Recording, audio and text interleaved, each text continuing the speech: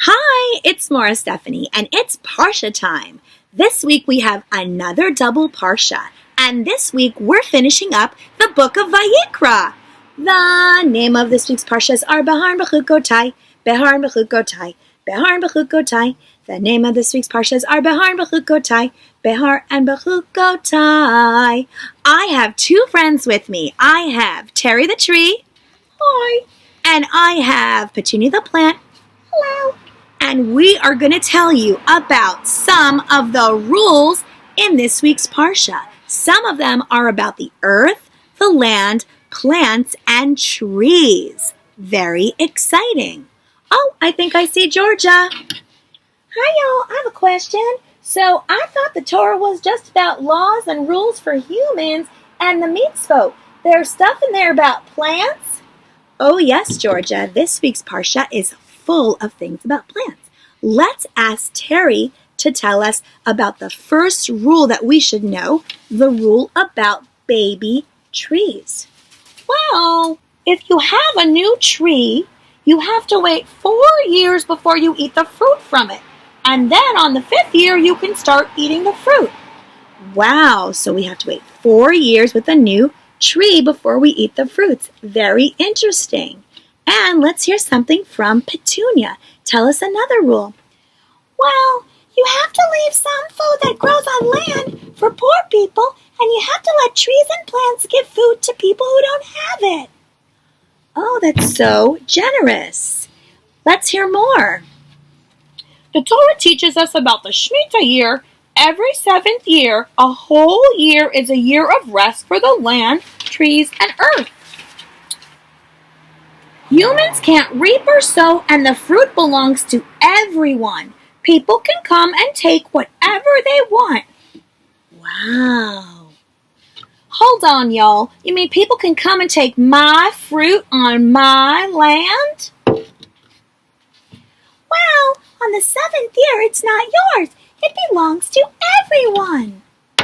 Wow, that is so thoughtful and generous. So, we get to enjoy the land for 6 years, and then there's a rest, and we can't sell anything or plant anything on the 7th year. It's kind of like a little rest for the land. It's like a little Shabbat like we have, but for the land. Very cool. Tell us more. And every 7 cycles of 7 years, every 50th year is called a Yovel year. When you can't plant, sow, or reap, we also learn that you can't own land forever. It goes back to Hashem, and Hashem decides who to give it to. It usually goes to its original owner. Wow, so that teaches us that nothing really belongs to us. Everything really belongs to Hashem. This really helps us to appreciate the land, the earth, and the food that we get from the rich soil year after year. That's Parashat Behar. And we know there's a double Parsha, so we want to find out something more about Bechukotai. Does anyone know anything about that one? Well, that's a little bit scary. Let's just say, if you keep Hashem's commandments, everything's going to be fine. But if not, there's going to be trouble. That's right. If you do the right thing and listen to Hashem, you'll have fruit, lots of good food from the land, rain in the right season, lots of safety in Eretz Yisrael. But if not, be careful.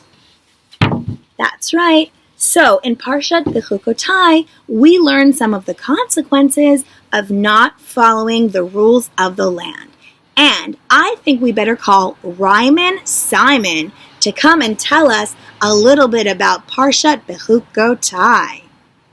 In Bechukotai we hear Hashem make it very clear.